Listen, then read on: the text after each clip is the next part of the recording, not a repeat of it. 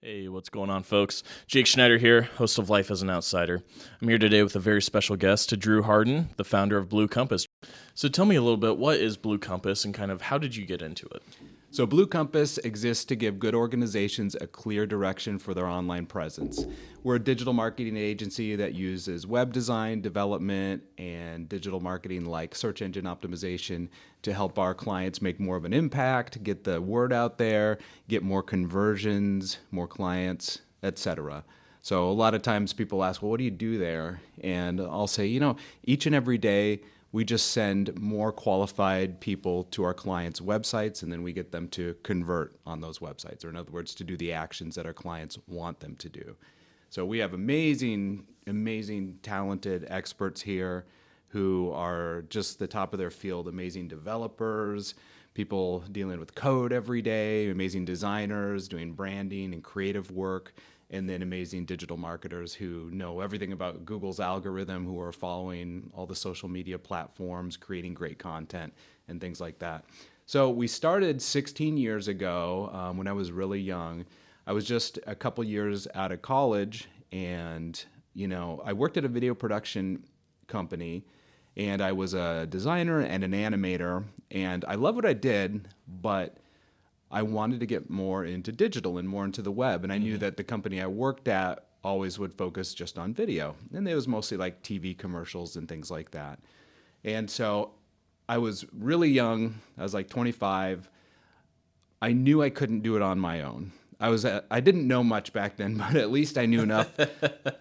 Excuse me. At least I knew enough to know I couldn't do it on my own. So One of the guys I worked with, his name was Kerry, and he worked in the new media department back then, which is basically the web department. And he had a lot of knowledge in this field. He had some skills that I didn't.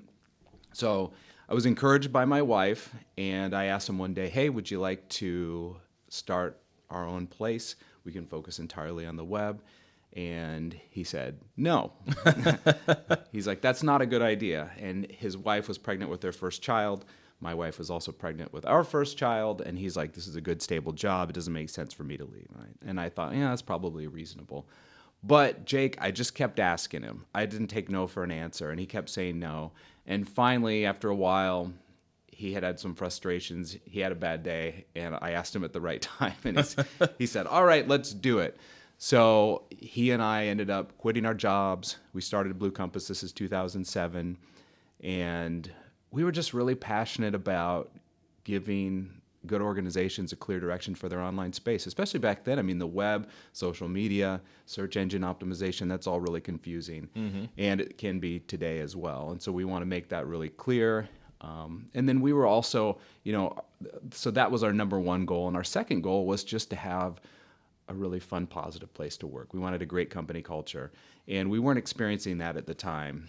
And we were just always really turned off by drama and gossip and things like that. So that's certainly one of the founding principles here, is just having a really fun, supportive, positive company culture as well. Yeah, that's definitely, it's so present because even as I walked in, I mean, I'm greeted by a golden retriever named Mac and Cheese as I'm walking in. You're not seeing that at so many other places. But, I mean, one of your employees was like, hey, do you want anything to drink? And I was like, yeah, I'll take a water. And he's like, all right, you want sparkling or do you want still? I was like, man, even just walking in, being here for 30 seconds, you already feel that difference. Yeah. One of the things you mentioned that I really want to hit on is you mentioned that stability. And I think that is such, and I don't mean this in a bad way because it's a good reason, but oftentimes that can be a cop-out for entrepreneurs not to pursue their dreams, was that stability. Yep. When you did decide to pursue it, how did you see that stability change in both positive and negative ways? Yeah, that's a great question. Well, I didn't care about stability back then. Again, I was really young, and people always ask me, were you afraid to just quit your job we never had any funding. I don't think we had any clients lined up or anything like that. We just started the business. And they say, were you scared? And I always say, no, I wasn't at all. And maybe I should have been. And it's not because I'm a smart business expert. It's not because I necessarily knew what I was doing. I was just so passionate about starting Blue Compass, Jake, that I just didn't care about any of the fear, any of the worries, any of the negatives. I was just pumped to do this. and that drove me. And it really taught me that when your passions outweigh your fears, you can do just about anything. And maybe that gets harder as I get older to not have that many worries or fears, because I'm older and wiser, and now maybe I'm a little smarter. Hey, there are some negative things out there maybe I should avoid, but that was a huge lesson to me. And so I think the passion really, really drove us, especially at the beginning, and it still does today. But the stability, we were really blessed. I had a stable job before, and when we got into this, somehow we just started doing well enough that I never really saw any huge issues. Now, it's been 16 years. I've been really blessed. I mean, I've been able to make a greater salary as time has gone on. I've been able to have more opportunities for me and my family. We've been able to grow and give raises and things like that here. But, when you're an entrepreneur, there's always ups and downs. And there's been times in the past where I've had to lower my salary because money was tight, where we didn't have enough clients lined up, where we didn't have enough projects lined up. There's always ups and downs. And I always feel like being a small business owner is the best job in the world when things are going well, and the worst job in the world when things aren't going so well. And so it's, it can really be a struggle. And if you want constant stability, if that's a value in your life and you don't like risk, then being an entrepreneur probably isn't a great fit for you. And that's fine. Not everyone should be an entrepreneur. But I do think passion is one thing that's absolutely essential if you do want to be an entrepreneur. It 100% is. As you and I were talking shortly before, you asked me the whole reason I started this podcast, and it boils down to that one word, which is passion. And so many people are like, what do I think is fun to do? And that's not necessarily what people are passionate about. What's passionate is what drives you, what keeps you up at night, what really you can't think of not doing. Like when I think of not doing this podcast, honestly, I kind of get jitters. I'm like, I enjoy doing this because this is my passion. I get to talk to people, and you're absolutely right. And having so many conversations with people who have started their own business and people who have closed their own businesses, that passion is still there, and that passion is really what drives them. As you've been part of the digital age for the last 16 years, you mentioned starting in 2007. That was back when social media wasn't really as much of a thing. You had MySpace then. I'm not sure if Facebook might have been going then. YouTube was pretty much in its infancy. As you've grown and seen really how the digital landscape has changed, what are some areas that you've really had to...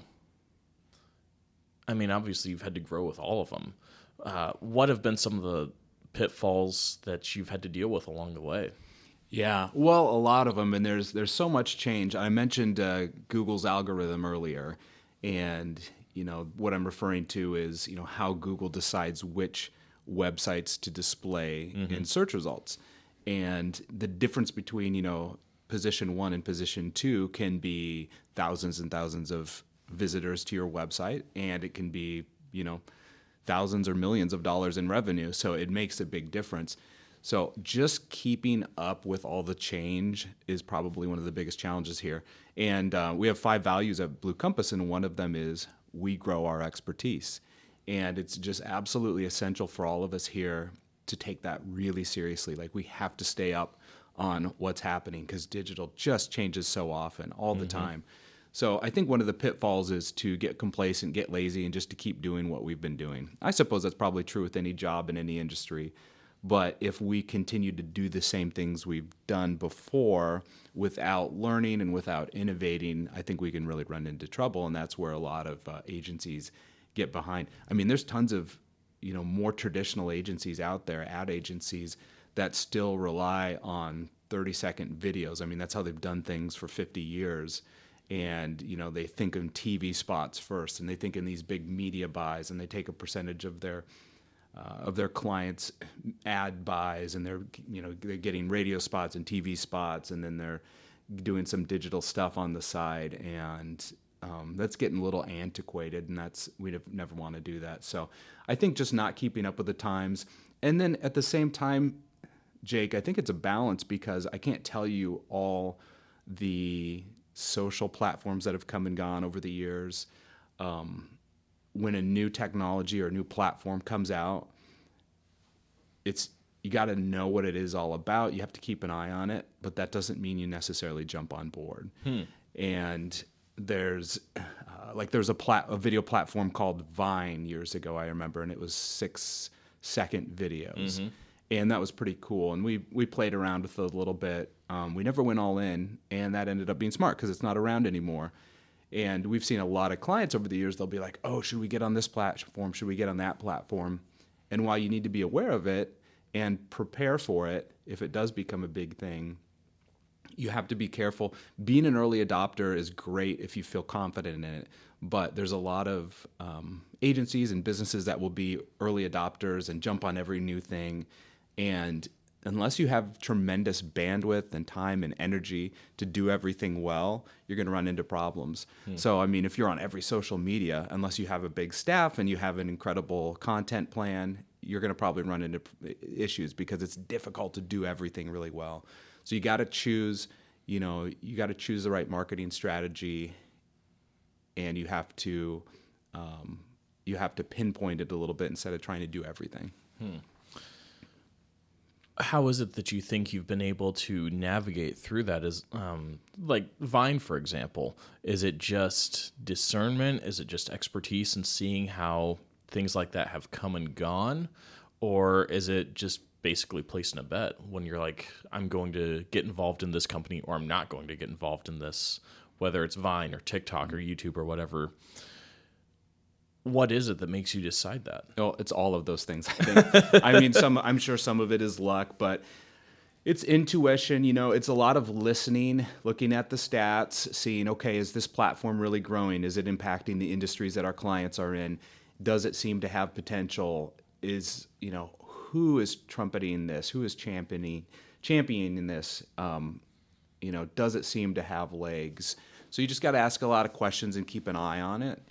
And again, I think the temptation oftentimes is to say, oh, wow, this new Threads came out recently. Okay, that was a newer social platform, and that's backed by Meta.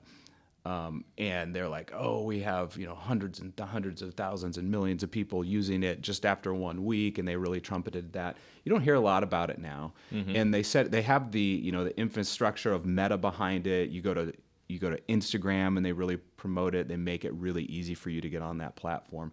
So in that case, I mean, it was really easy. It'd be very easy to say to our clients, hey, 10 million people are on this platform just after 1 week. You need to be on this platform too. Think of all the people we could reach.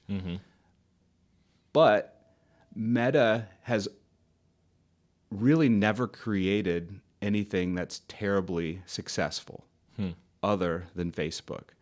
There's so many things they've rolled out over the years. And there's they bought Instagram. They own Instagram. That's successful, but they didn't create it. There's a lot of things like WhatsApp. That's successful, but they bought it. They didn't create it. So they don't have a track record other than Facebook of creating a lot of successful things. So you got to kind of know who created this and what's their track record.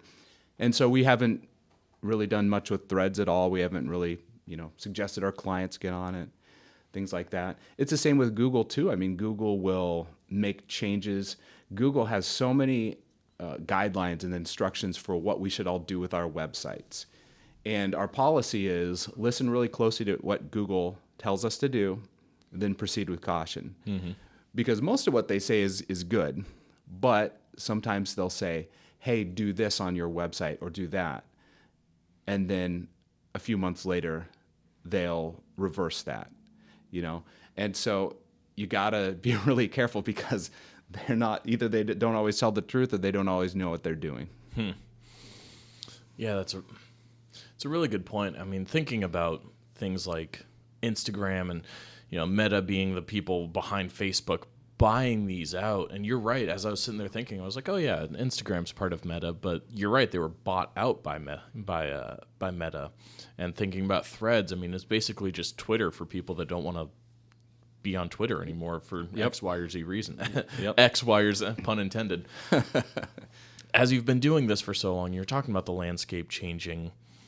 You're talking about, you wanted to start this when you were pregnant with your first, when you and your wife were pregnant with your first kid, how important was that support of your partner in moving forward into starting your own business? Oh, incredibly important. My wife has always been absolutely fantastic, and she works in the same industry. She's actually an SEO. She does search engine optimization at a really large agency based out of New York and Boston, so we kind of speak the same language. She works on some really big brands, but she was very instrumental in getting this all started. I mean, I don't think Blue Compass would exist without her, and she really encouraged me to start this business and to reach out to Carrie. She worked with Carrie more than I did. She worked at the same place we met at work, and so incredibly supportive.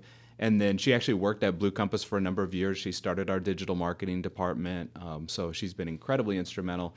But, when you start your own business, when you're an entrepreneur, a lot of people say, oh, that sounds so great, you can set your own hours. You can, but usually it's setting your own 80 hours a week. And for the first 5 years and even close to 10 years, I worked so many hours.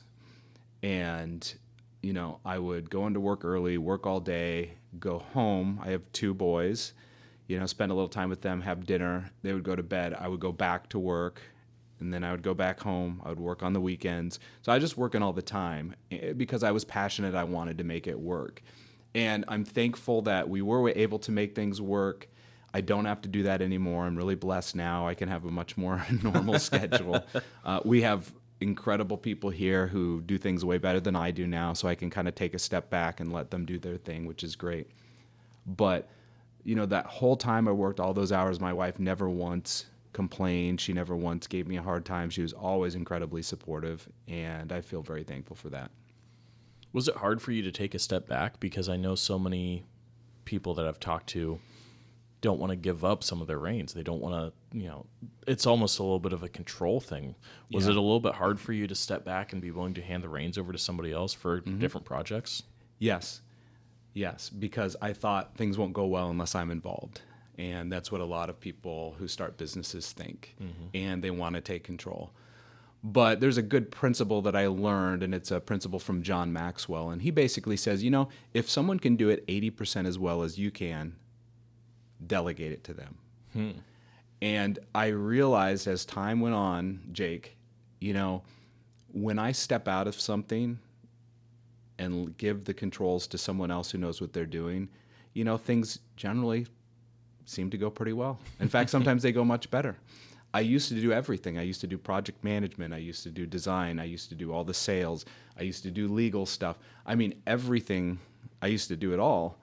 And, when I stepped out of project management, we hired a project manager, it actually seemed to go a little better. And when I stepped out of, design, and we hired an art director, actually those designs are pretty fantastic and maybe a lot better than I could do.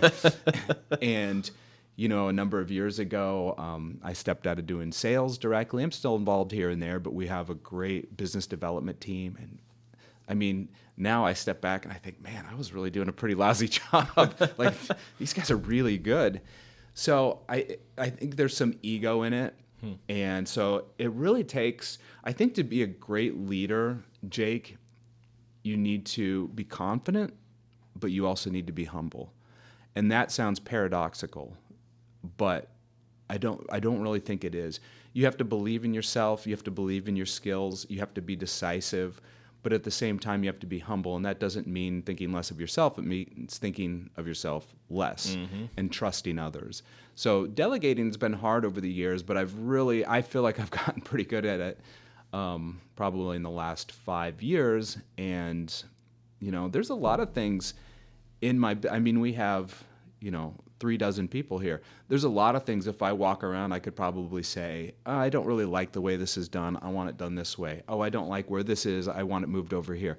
There's a lot of things I could probably nitpick if I wanted to, but if you take a step back and give others the freedom to, do what they think is best, especially good people you've hired who've proven themselves, it's kind of a blessing to give up control to others and let them do their thing. Yeah, I mean, especially in something like this, you've got to let the person be the person and do the work that they're going to do, because everybody thinks so differently all the time about how to proceed with certain things. I mean, I think of a guy I knew who had a podcast. I was listening to some of his. I was like, I would do this differently and this differently and this differently. And I was like, it's not my podcast. And it's slightly different because, I mean, he wasn't working for me. But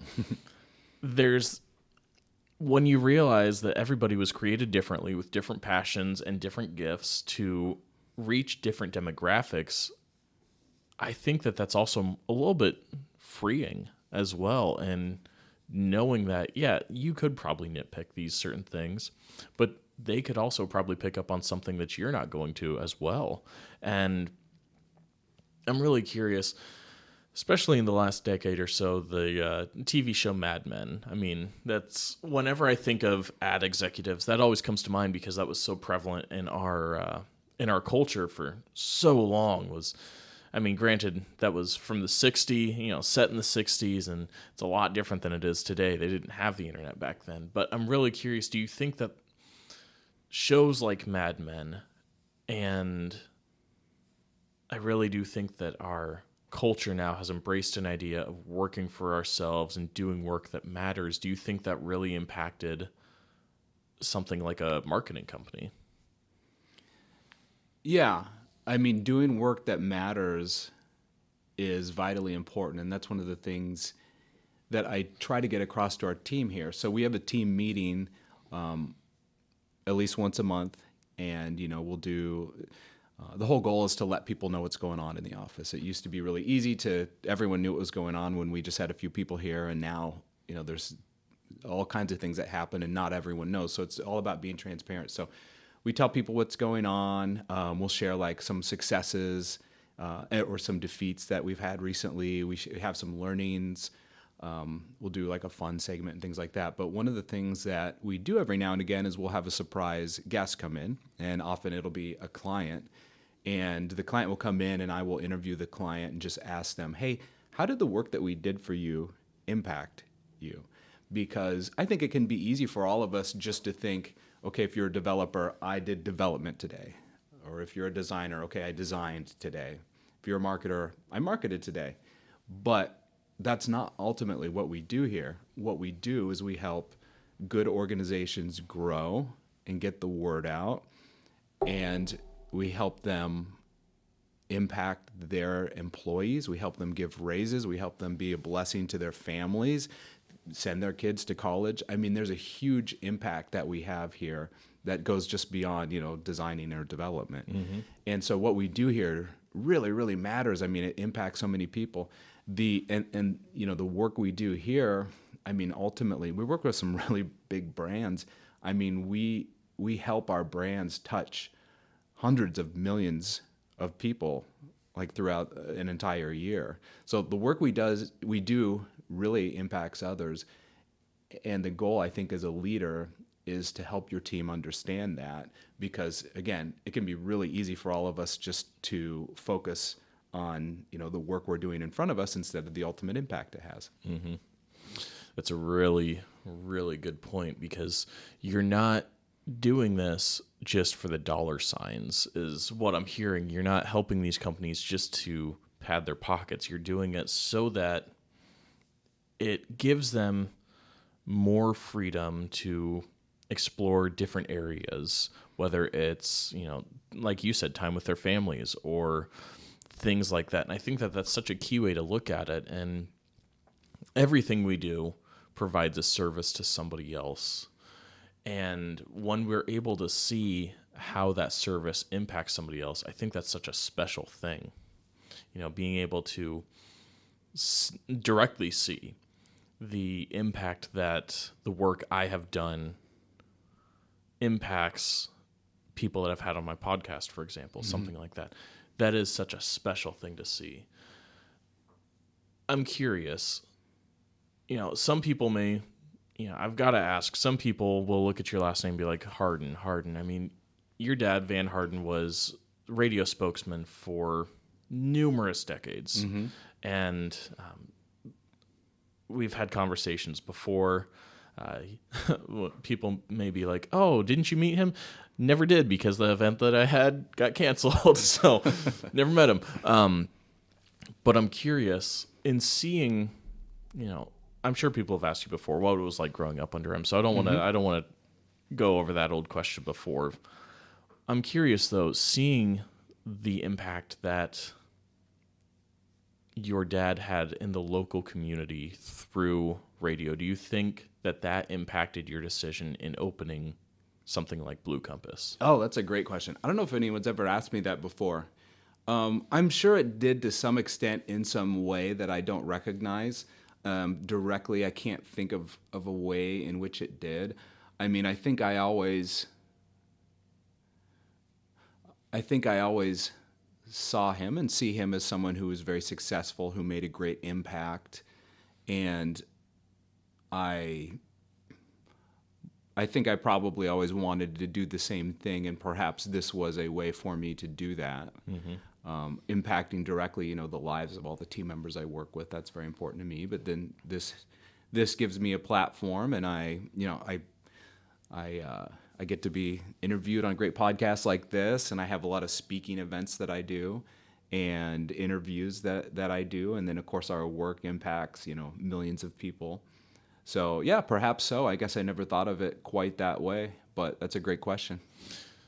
When it comes to, you mentioned speaking events, what exactly, when you go and do a speaking event, are you speaking specifically on one topic, or is it something that they ask you like, hey, we know that you're proficient in search engine optimization or something like that? Are they bringing you in for that, or is it something where you're almost being that kind of coach for people in starting a business, or is it all across the board? I'm just curious. Yeah, I used to speak primarily on like digital marketing, search engine optimization, websites, all that sort of thing, and I still do. But over the years, I really became more passionate about like leadership and company culture, and I've written a book on company culture that launched earlier this year, and called Retain. And because of that, I've gotten way more into speaking on company culture and leadership. So that's primarily, if someone books me for an event, it's usually speaking about, how can you have a better company culture? How can you be a better leader? How can you make more of an impact?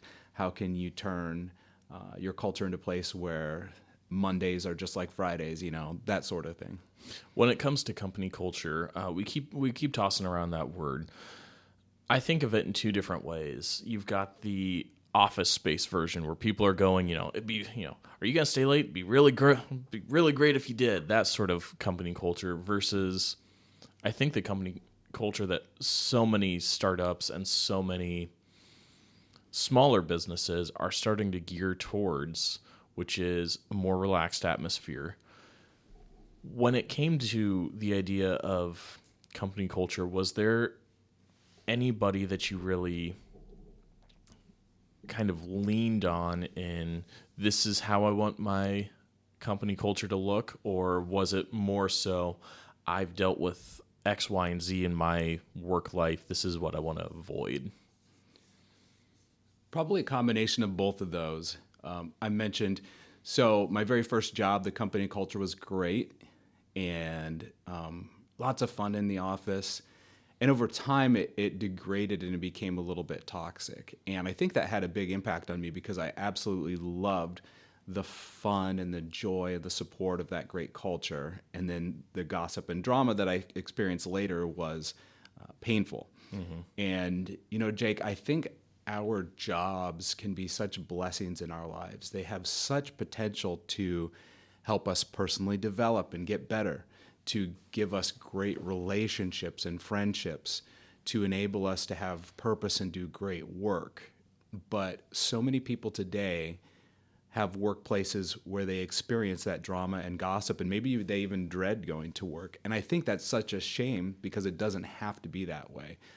There's so many references in just popular culture about, weekends are good and weekdays are bad, and Monday's bad, and Friday's good, and I don't believe it has to be that way, and I think everyone can experience a work culture that's supportive, that's fun, that's joyful, that helps you get better, and it breaks my heart when anyone has to work at a place that's not like that.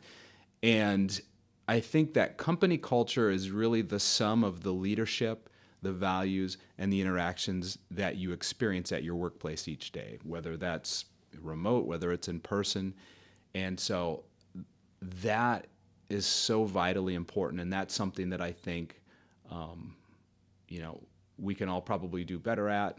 And I really desire for everyone to have a great culture that they experience. So I think, as I grow and get older, part of my mission is to help others realize that and encourage and empower leaders to create a better culture. It's all of us. I mean, if you say, I don't like my company culture, it's a horrible place to work, but then you are creating drama, you're gossiping, you're venting about something to someone who can't do anything about it, then that doesn't help the situation. But at the same time, it is the leaders, the managers, the CEOs, it ultimately is more on them. We got to have good leadership, and we have to have servant leadership who care about others, who don't create drama and gossip themselves, who don't just allow fun but cause it. Like, that's really important as well. I couldn't agree more. I mean, so many of the places that I've worked, because I wrote a blog post about this years ago. I've referenced it before, but I wrote a blog post called 11 in 10, which is 11 jobs in 10 years. I mean, because I couldn't find that company culture, And really, when people that I've talked to talk about burnout, what they're talking about is that company culture can really start to affect other people. And, I don't think people have realized it that way.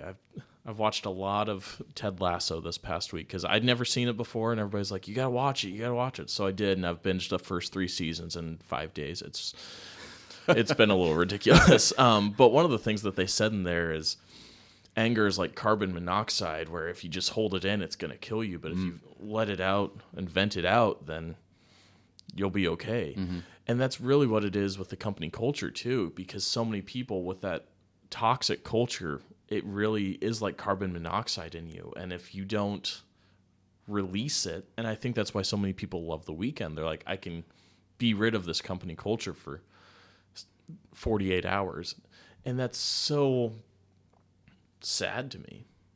Loverboy put it best. Everybody's working for the weekend. Mm-hmm. And I love to hear what you're doing in creating a place that people still get work done, because it is a job. When it's a job, work is still work. You have to do work. We were created for work. Mm-hmm. As a believer, I mean, I look back at Adam and Eve. They still had a job even before the fall. Like, even before sin came into the world, they still had a job. We were created for work. Yep. With that being said, your job doesn't have to suck. That's what it boils down to. And I just love hearing people that are passionate about creating a culture and about creating an environment where others can flourish and grow. And it doesn't have to be, 5 days a week of, all right, I'm going to show up, put my head down, do my job, and leave. Mm-hmm. Because I've been there, and my friends, it's soul-sucking. Yeah. Oh, absolutely. So in my book, I write about there's 5 ingredients that you need to have great company culture. And this is what we've implemented at Blue Compass. And I mean, we've won a lot of awards here for our culture. We have great, employee retention. We have a fun office. I mean, you even mentioned it. And it's not a small thing. I think when you walk into a company, sometimes you can just tell. It's like there's an energy in the air. You can feel it. And it's the way people greet you. It's the way people interact. And maybe it's mac and cheese, the golden retriever, that comes up to you. That helps, that's for sure. So I think there's 5 things. The first thing is visible values. You have to know what your company believes, what you stand for, and you have to hire people who believe the same things. So there's 5 of those at Blue Compass. We are positive. We grow our expertise. We support one another. We give clients our best, and we reject drama and gossip. They have to be visible. So those are on our wall. They're on our website. They're on our intranet. They're on our proposals. They're in our presentations. This isn't just for our team members. We also make this very public. And when we pitch new business, we talk about our values. I think that's really important as well, because we want to get clients who believe those same things as well. And, some people might not appreciate all of those values. They might have a different set of values, and that's fine. I mean, Blue Compass isn't the right place for everyone. There's no organization that's the right place for everyone, and that's fine. But we want to find people who passionately believe those things. I think that's important. So that's the first one. The second one is appreciative acknowledgement. We all want to know that what we do matters, and when we can appreciate others, tell them, great job, compliment them, acknowledge the work that they do, that's really, really powerful. So we all have to have that. Doesn't matter your job title. You can be a CEO or an intern. We all want to know what we do matters. And so we try to catch people doing things right and let them know about it. The third one is jovial joy. We want to be a workplace where people aren't afraid to have fun, to play some pranks, to jump out and scare someone, to laugh in the office. And like I said before, I think good leaders don't just allow fun, they cause it. And fun is such an important ingredient here at Blue Compass. And I think laughter is one of the most telling metrics of an office culture and the health of the office. And we have a lot of laughter here, for which I'm very thankful. Constant connection is the next one. Relationships matter. And I remember my wife, she was working remote for a company, and she was supposed to have a one-on-one, I think, every week or every couple of weeks with her manager. And one time she waited 15 minutes, and finally he showed up and he said, "What do you want? Do you even need this today?" And he just was very dismissive. And that's just the exact opposite way that leaders should treat people. I mean, I think leaders that listen, that care, that ask about your family, that truly care, like that constant connection is really, really important. And then the fifth, the final value, I think, is genuine growth. If you need to have a great company culture, all four of those things I mentioned are really important, but you also have to have a culture that enables people to grow. Deep down, all of us as humans want to grow, want to get better, whether we realize it or not. And if we're stagnant, if we're always doing the same thing, if we don't have opportunities for that, then we're going to fall behind and we're going to be a little bit unhappy. So you have to have a workplace that encourages people to grow, that helps them do so. Like here at Blue Compass, I mentioned how important it is for us to continually grow our expertise. So we have one person every week spends, half an hour, and goes through and just peruses the web and writes a newsletter just to us internally about all the here's all the changes that have happened this week. Instagram just launched this, and it's a new way to do ads, and so it tells us everything we need to know about it. And we'll do like lunch and learns, and we read blogs, read and write 1 million blog articles, and try to send our team to conferences and things like that. That's really important too. That's fantastic to hear. And I really liked what you said about that first point, the company values. You're not just hiding those in your company. These are visible for our clients to see. And I really do think that's huge, because once a client, more often than not, sees that you are valuing your employees, they know that they're going to be valued just as much, because they're the ones that help you keep the employees. Yeah. So they know that they're going to be valued just as much. I love hearing that. And as we start to wrap up this episode, I'm really curious. We've talked a lot about innovation, because the social and the web, it's an ever-changing network of connectivity. As you have grown over the last 16 years, you've innovated in different ways and been plugged into different, and I'm just going to keep going back to it, the different social media outlets. As you're looking towards the future, what is it on the forefront of your mind in terms of innovation? When you're looking at growing, what is it that you think of first? How do you process that growth? When I look at our future and how to grow and what the goal is and things like that? Yeah, exactly. Well, I think the first thing is just we have to grow. If you're not growing, whether it's personally or as an organization, you'll fall behind. You can't choose to stay where you are. That doesn't work, because you'll fall behind. So we have to grow. We have to get better. We have to improve. And we have to become more profitable too, because we want to hire more people. We want to give more raises to our team. We want to be a blessing in their lives and the lives of their families. And growing and gaining more expertise is a great way for us to help our clients be better as well. So I think it's absolutely essential. And for us, it's just all about continuing the growth where we've gone, continuing to innovate. We have an incredible content management system called Slate, and Slate enables our clients. Most of our clients use Slate, not all of them.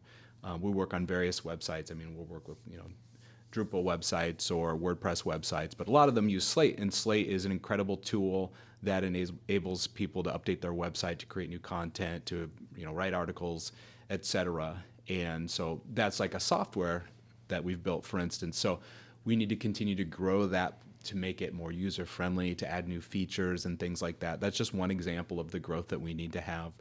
We'd love to integrate more video into what we do. We'd like to grow a video department. That's another example of something that we'd love to grow as well.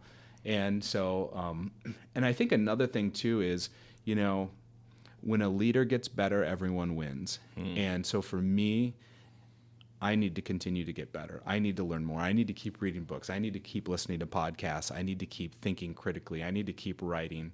And it's the same with all our other leaders here, with our CFO, our COO, all of our managers.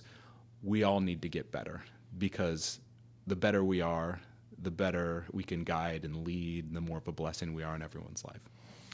That is a fantastic point, and it's a great one to end on. When the leader gets better, the company gets better as a whole.